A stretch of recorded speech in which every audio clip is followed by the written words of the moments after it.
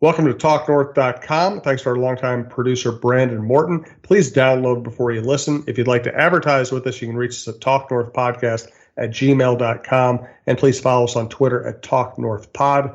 Two promo codes to be aware of. Bitesquad.com. Use the promo code TalkNorth to get your first delivery free. And go to SodaStick.com, the great local apparel company. Use the promo code YouBetcha to get free shipping on any sized order.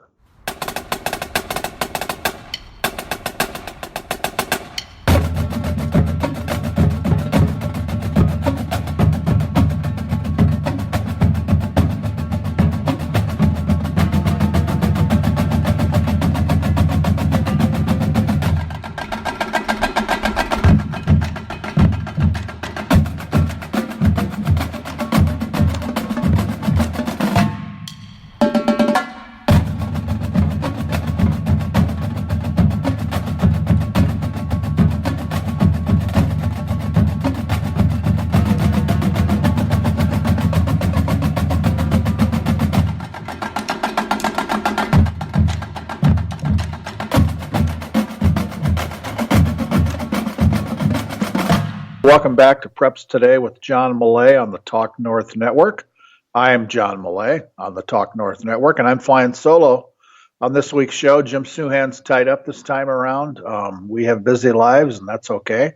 There will be no awesome banter back and forth unless I can figure out how to banter with myself. But I might pull a hammy doing that. So let's get rolling here, and I want to thank our great sponsor, the Pizza Barn in Princeton. I'll talk more about them in a bit. And as always, if your business or enterprise would like to be part of this podcast or any of the other great shows on the Talk North Network, Jim Souhan is the guy to contact. So let's light this candle on Prep Sports in Minnesota. Last Friday, I had a great trip up north. I went to the wonderful little town of Underwood, which is a long-time nine-man football powerhouse. The story is they've moved up to Class 1A this year. Their enrollment has bumped up. Somebody up there told me they thought there were like 3 students over the threshold to play 1A football. And they've played football there forever. Originally, they played 6-man football. Then they went to 9-man. So when I was up Friday, the occasion was the first ever home 11-man football game in Underwood Rockets history. And the visiting team was from Roseau, which is a Class 3A team. And Underwood's pretty good at football, whether you have 9 or 11 guys out there. The final score was Underwood 44, Roseau 8. But just a great night for small town football. It was Friday the 13th. There was a full moon. Nobody got hurt. It was just so much fun. And I wrote about it on John's Journal on the high school league website, MSHSL.org. And I mentioned in there, you're watching classic small town football when the home team scores and you hear car horns honking to celebrate from people sitting behind the wheel up on a little berm on one side of the field watching the game. The real rarity here is starting with their final game last season and then ending Friday.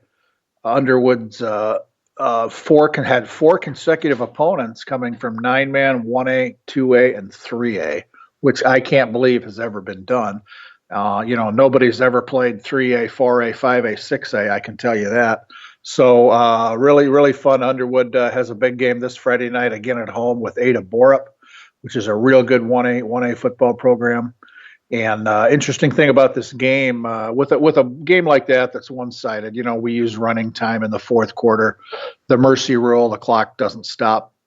So the game lasted less than 2 hours. I clocked it at 1 hour and 59 minutes. That's a quick football game at any level. And a big shout out to everybody from Roseau who made the drive down, and especially the Rose Bowl football players and coaches. They spent 7 hours on a bus. It's 3.5 hours each way on a school bus, not a charter bus, to play a 2-hour game. And I always tell people in the metro, if you think you have to do some traveling because you have to fight traffic and go, from one side of the metro to the other, try to be one of these outstate schools, especially these schools that are on the Canadian border. They never go north to play a game. They almost always come south, and travel is a huge thing. So a great night in Underwood. And when I went to Underwood, I wasn't driving a very high-profile John's Journal car. I was driving a loaner car. We talked about it on last week's show. The 2019 Toyota Camry was in the shop at that point, or getting ready to go in the shop to get the graphics package put on it. So I picked it up the day after I got back from Underwood, picked it up at Maplewood Toyota, and it's a sweet-looking ride. I've tweeted some pictures of it. It's unbelievable. This is the third Camry Toyota has provided at zero charge to the high school league. It's a great partnership with Toyota and the high school league. I still haven't quite settled on the color. I'm calling it gray/silver, and it's just got a lot of cool touches on it. So, of course, we entrusted all you people on Twitter to help in picking an unofficial name for the car. We had a lot of interesting ideas. I'm going to run through some of the suggestions. 50 Shades of Millea. That I like that one, but it doesn't really say vehicle. John's Joyride. John's Journal Jalopy. Ink-stained Retchmobile. This one I kind of like. The Mobile Blogmobile. That's two different pronunciations of that word. Mobile Blogmobile.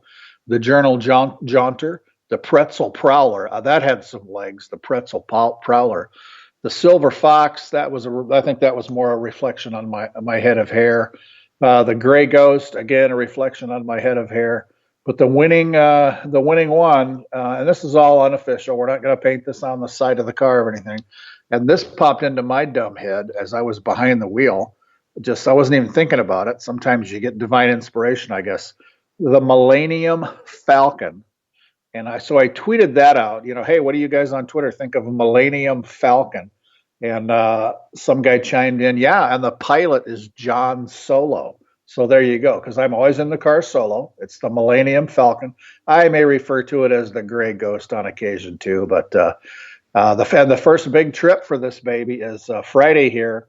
I'm going to be gone all day and all night. I'm going to head to southwestern Minnesota to Red Rock Central in Lamberton, a place I've been before, a place I like to go. This is homecoming week at Red Rock Central, and they're doing what several schools have done. They will have a volleyball match during the school day on Friday. This will be 1 p.m. Every kid who goes to school at Red Rock Central is going to be there, and all the teachers and staff. It's a great little event. I was one of these at Casson Manorville last year. It's really neat to do this during the school day. The visiting team is Westbrook Walnut Grove. Looking forward to seeing everybody from both schools. And then after that, I will, that's a 3.5-hour drive to Lamberton from where I live. So after the volleyball match, I will head back towards the Twin Cities, and I will park the car at Jordan High School for a football game at 7 o'clock, Waseca at Jordan, two very good football teams. So at this point, I'm thinking I'll leave my house in the Twin Cities around 8 a.m. and I'll be back by 10:30 or 11, and then I might take a little nap. We'll see what happens. I might be a little tuckered by that. Interesting evening of volleyball for me this week. I went to Egan where they were playing host to Shakopee. Egan's the top-ranked team in Class 3A. Shakopee tied for 5th, so really good volleyball.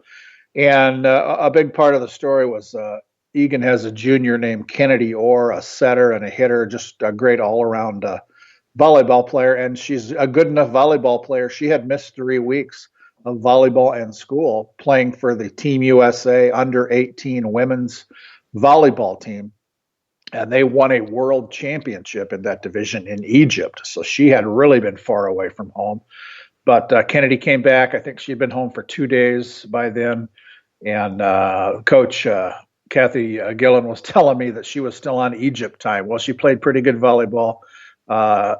Shakopee did win one of the sets, but the final was 3-1, Egan over Shakopee. And people are always asking me when I tweet about these great athletes, hey, you got a chance? She going to go to the U? She's going to play volleyball for the Gophers? Well, she has committed. She's verbally committed to Nebraska.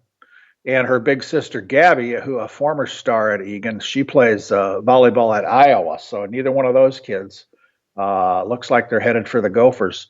And speaking of Minnesota athletes who aren't headed for the Gophers, if you follow high school basketball and college recruiting, you probably know that a couple of high-profile Minnesota boys committed to Wisconsin this week. Eastview's Stephen Crowell, 6'10", and Ben Carlson from Eastridge, 6'9". I think they're both 4-star recruits if you put any stock in the star system. Both committed to Wisconsin. So this is amazing. Right now, the Gophers men's basketball team has 5 Minnesota kids on the roster. In a couple of years, by the time these two guys are playing, the Badgers could have 8 Minnesota kids on their roster. That would be the majority of the Wisconsin Badgers basketball roster could be from Minnesota. So kudos to the Badgers. They're doing a great job of recruiting, and there's plenty of talent in Minnesota to go around. That's one thing that tells us. And if this puts Richard Pitino, the Gophers coach, on the hot seat, that's part of the job. But we'll see. There are a lot of other kids, in this class waiting to commit. So we'll see what happens there. I want to go back to the Pizza Barn now. You've heard Jim and I talk about the Pizza Barn a lot. We've done shows from the Pizza Barn in Princeton, where Jody Stay, the owner up there, and her crew, they not only deliver great food, but also they deliver pizzas to officials who work games in Princeton. And during the Pizza Bowl game with Princeton and Malacca, week 1 of the season here, I was happy to be Jody's delivery guy, handing pizzas off to the 5-man officiating crew afterwards, and they really appreciate that. News from the Pizza Barn on the pizza of the month for September. This one is made with, stay with me here, white cheddar mac and cheese, topped with mozzarella and pecanwood smoked bacon.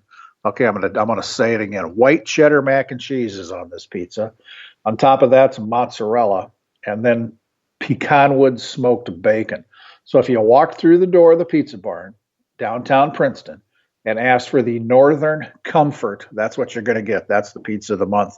Sounds fabulous. So thanks again to Pizza Barn for sponsoring our podcast. We'd love to have them on board. Going back to this volleyball match at Egan, it's a normal procedure. We're going to sing the national anthem, or a band is going to play the anthem. An individual is going to sing, or there's going to be a recording of the national anthem for everybody to sing along. So Jim Anderson is the PA guy, runs the board there at volleyball at Egan, does a great job. So he, everybody's standing up, the teams are lined up, and he says, "Ladies and gentlemen, please, gentlemen, remove your caps. And now our national anthem." He's going to play the recording, and he's hitting the button, and nothing's happening. People kind of chuckle. He hits it again, nothing happens, and Jim jumps right in. He's got the microphone in his hand. He says, "Please join me in singing the national anthem." So everybody got to sing along with Jim. It was great. A lot of applause afterwards. And there's a little video snippet of that on Twitter. If you want to check out my Twitter feed, I'm at MSHSL John. Some congratulations here to some football coaches who've reached milestones. Mountain Lake coach Tim Kirk got his 100th career victory last week over Kingsland. And Mountain Lake is really good at football right now. They're the top-ranked team in 9-man. They were played in the Prep Bowl last year. Uppsala Swanville, the coach there, Jay Lovin, he got his 100th career victory. They beat Benson last week. I've been to football at Uppsala Swanville. I've been to both Uppsala and Swanville. That's how awesome my life is.